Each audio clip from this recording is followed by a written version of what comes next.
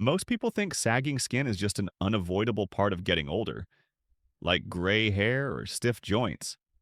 But in reality, what we call sagging often has less to do with age itself and more to do with something we rarely think about: circulation and muscle tone beneath the skin. If the body isn't moving blood and nutrients properly, the skin begins to lose its natural lift. Good morning, and welcome back to the Senior Health Podcast. I'm Dr. John Miller. Today we're exploring a fascinating and hopeful idea: how a simple daily ritual can help restore firmness and vitality to the face without needles, creams, or surgery. And to guide us, I'm joined once again by a man whose wisdom always humbles me: Dr. Gi Hinohara, a respected elder in traditional Japanese medicine. At 84 years old, he continues to remind us that aging doesn't mean decline, but rather a new rhythm of life. Dr. Hinohara, it's an honor to have you here again. Thank you, Dr. John. It is always good to be here with you. In Japan, we often say, the face is the mirror of the heart. When the body is well nourished and the spirit calm, the skin reflects it. But when the inner current slows, the face becomes heavy, as if it has forgotten how to smile. I remind my patients with a simple question: if you never moved your legs, would you expect them to stay strong? They laugh and say, of course not. Then I ask, why do we expect the face to stay firm without movement? This usually makes them pause. We train the body, but we forget the face is also made of muscles, vessels, and nerves. When those fall asleep, the skin sags, not only from age, but from disuse. That's such a powerful way to look at it, Dr. Hinohara. Most of us think sagging is simply the skin stretching with age, but you're saying the real issue lies deeper, in circulation and muscle tone. Can you explain what's actually happening inside the face as we get older? Yes. Beneath the skin, there is a fine network of muscles, small blood vessels, and lymphatic channels. When we are young, these systems are very active. The muscles contract with every expression. The blood brings oxygen and nutrients, and the lymph clears away waste. Together, they keep the skin bright and firm. But after 60, these rhythms slow. The small muscles lose tone, the circulation weakens, and the lymph no longer drains as freely. The skin is starved of what it needs, and so it collapses. Many people look in the mirror and think, this is age. But in truth, it is often the loss of daily stimulation. That makes sense. In Western medicine, we also see reduced microcirculation and collagen decline as major contributors. But what surprises me is how quickly these changes seem to happen. Patients often say their face looked fine one year, then suddenly drooped the next. It can feel sudden, but it is really a slow weakening, like a rope fraying strand by strand until one day it gives way. When the cheeks lose their lift or the jawline softens, it is not the fault of the skin alone. It is the inner scaffolding, the muscle and flow that has been neglected. So what people call aging is often a system falling asleep. Exactly. And the good news is, when you wake these systems with the right movement and breath, the body remembers. It is never too late for renewal. I'd like to pause here because so many people, like especially seniors, try to fight sagging skin in ways that don't really address the cause. From what I see in my practice, the most common mistakes include relying only on creams and serums, skipping proper nutrition, and sometimes over-tightening the skin through harsh treatments. Do you see the same in Japan? Yes, very much. Creams can soften the surface, but they cannot wake up a sleeping muscle. And when people place all their trust in products, they often feel disappointed. Another mistake is neglecting protein and vitamins in the diet. Without the raw materials for collagen, even the best ritual cannot build firmness. That's such an important point. Many of my older patients unknowingly eat less protein as they age, sometimes because they lose appetite or have trouble chewing. But that means they're not giving their body the building blocks for repair. Exactly. And one more mistake: rushing.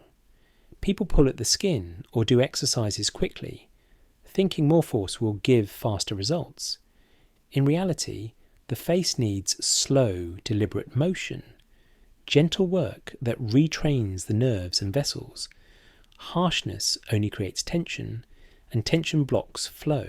So, three big mistakes: chasing creams, ignoring nutrition, and being too forceful. Each one leads people further from the real solution.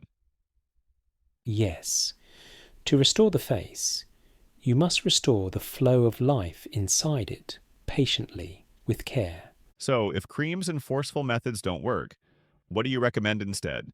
Is there a practice from traditional Japanese medicine that helps reawaken these deeper systems? Yes, I teach my patients a short ritual, just 2 minutes each day. It is not magic, it is physiology. By combining small facial movements with slow nasal breathing, we gently restore tone to the muscles, bring blood back to the skin, and encourage lymph to drain. Could you walk us through it? Of course, the first step is to awaken the cheeks. You purse your lips slightly, then lift the corners of the mouth while drawing the cheeks upward. Hold for 3 breaths, then release.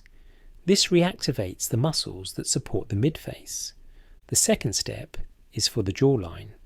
You tilt the chin slightly upward, press the tongue against the roof of the mouth, and breathe slowly. This engages the neck and jaw muscles that often collapse with age. Next, the forehead and eyes. You raise the brows without creasing the skin, then lightly tap above the eyebrows and at the temples. 3 taps with the breath. This opens circulation and calms the nervous system. Finally, you guide the flow downward. Gently brush with the fingertips from behind the ears down to the collarbone, always with slow exhalation. This clears the pathway so the face does not hold puffiness. That's beautiful in its simplicity.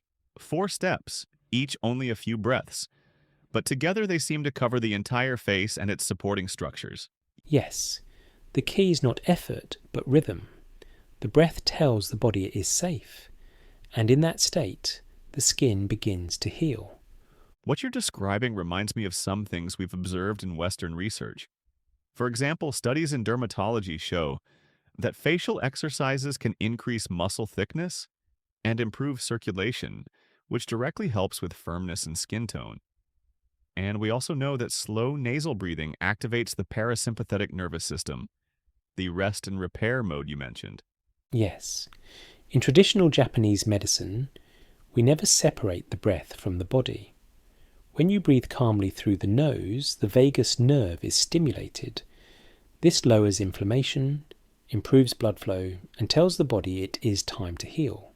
That aligns perfectly with what we see in physiology. If someone tries a ritual like this while stressed, the benefits are limited.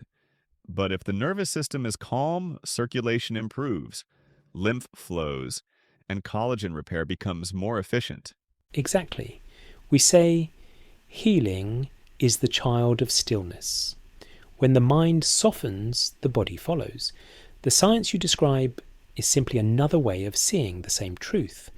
It's amazing how 2 traditions developed continents apart can agree on the mechanism. Movement plus breath restores flow, and flow restores life to the skin.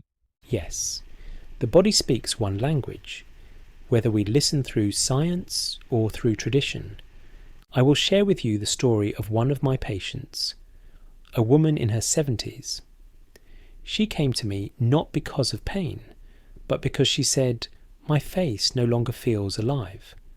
When I look in the mirror, I do not see myself." I asked her to practice this ritual each morning before breakfast. At first, she felt nothing. But after 2 weeks, she told me, "When I smile now, it feels stronger, as if my cheeks are waking up." A month later, her daughter visited and said, "Mother, you look rested." It was not vanity that changed her. It was the return of connection.